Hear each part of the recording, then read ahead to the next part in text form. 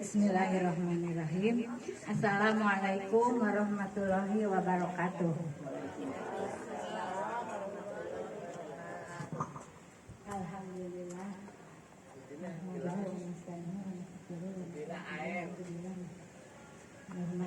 Bima alam tanah wa alimna mayan fauna wajibna ilma. Rabbi shrah li sadri wa yassir li amri wa hlul 'uqdatam min lisani yafqahu qawli. Alhamdulillahirabbil alamin wassalatu wassalamu ala khatimil mursalin asyhadu an la ilaha illallah wa asyhadu anna muhammadan abduhu wa rasuluh. Setelah kita panjatkan puji dan syukur kehadirat Allah Subhanahu wa taala yang mana telah memberikan kepada kita kenikmatan, terutama nikmat iman dan Islam, dan juga nikmat sehat lahir maupun batin, juga nikmat umur yang diberkahi. Mudah-mudahan kita semua ada dalam maghfirah Allah Subhanahu wa taala.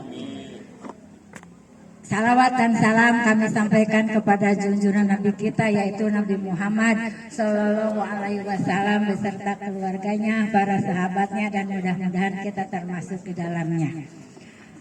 Kami mengaturkan terima kasih kepada pimpinan atau ketua Bugar yang telah memberikan waktu kepada kami untuk belajar berbicara di hadapan ibu-ibu. Padahal kami baru saja nongol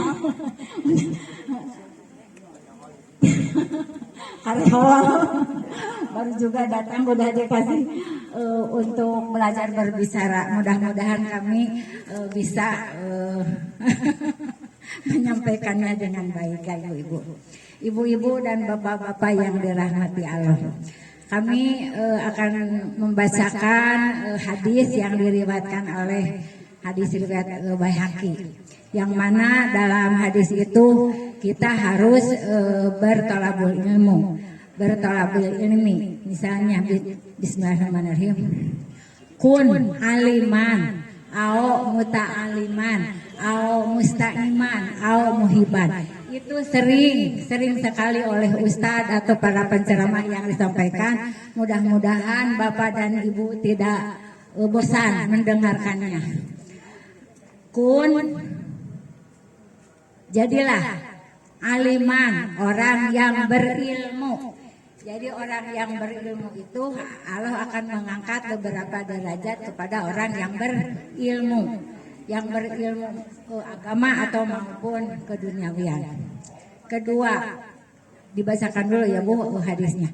Kun aliman au muta'aliman au musta'iman au muhiban wala takun alhamis patah laka.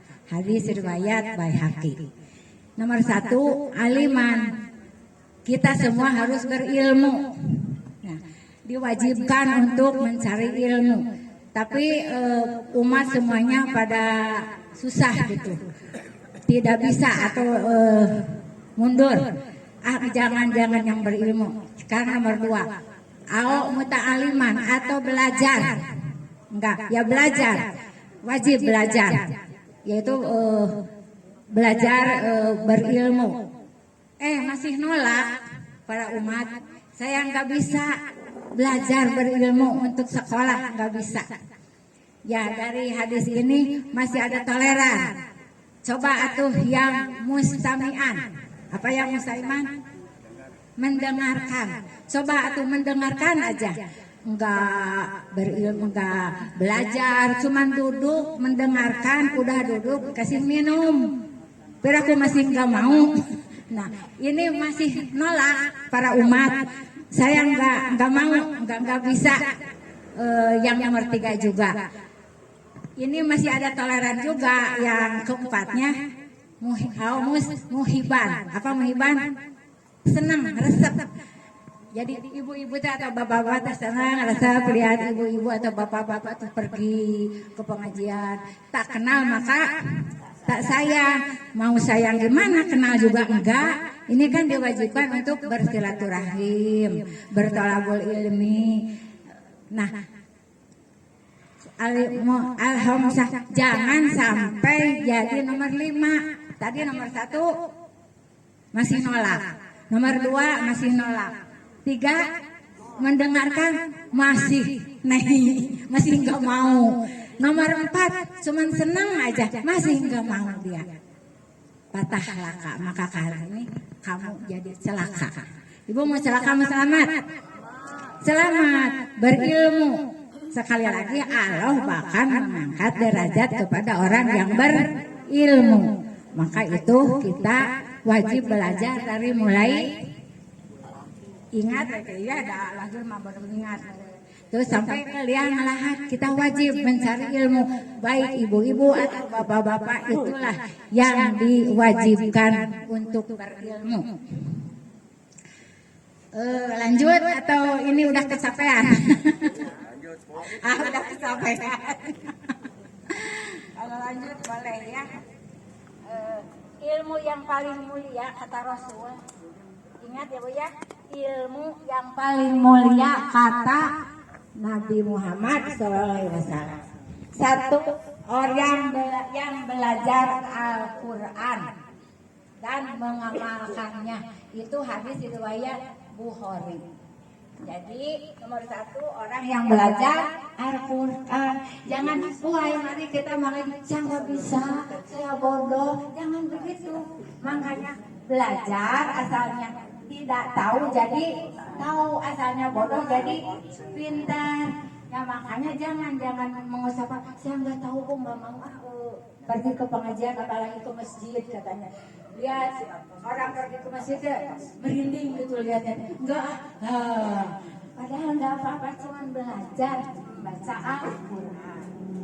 Kedua, Al-Quran akan menjadi syafaat bagi orang yang membacanya nanti pada hari kiamat. Kita nggak Bu? Ya makanya harus belajar. Insya Allah ibu-ibu di sini pasti sudah bisa belajar Al-Quran, Masya Allah ya. Kalau bulan Ramadan kita bertadarus ya, semua belajar. Kalau membaca Quran sendiri Bu nggak salah, benar terus. Kalau sendiri nggak ada yang salah. Nolong bolak balik kita. Tapi kalau itu baru itu udah salah. Baru ini salah mengucapkannya bagaimana? Sya, ha, ho kan? Kalau sendirian betul terus. Makanya harus kita bersama-sama.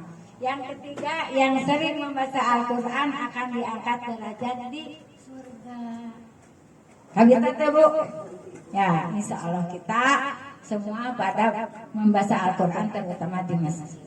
Yang keempat, ahli Al-Quran akan menjadi keluarga Allah. Ahli Al-Quran itu. Yang kelima, jadi yang sering membaca Al-Quran hidupnya akan mendapat ketenangan. Itu hadis riwayat Tirmidzi. Tenang, nggak akan bimbang ya, nggak akan. Jadi kita semua baca Quran dan surhat kepada Allah Subhanahu wa Ta'ala.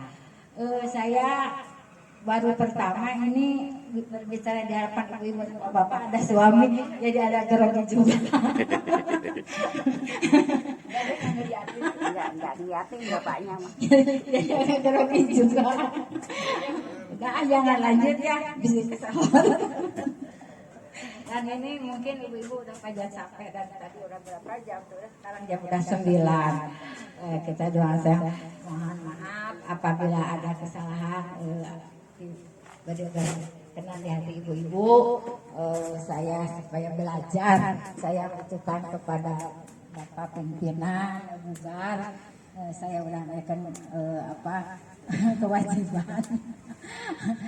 Itu saja ditutup dengan doa Rabbana atina fid dunya hasanah wa fil akhirati hasanah wa qina adzabannar.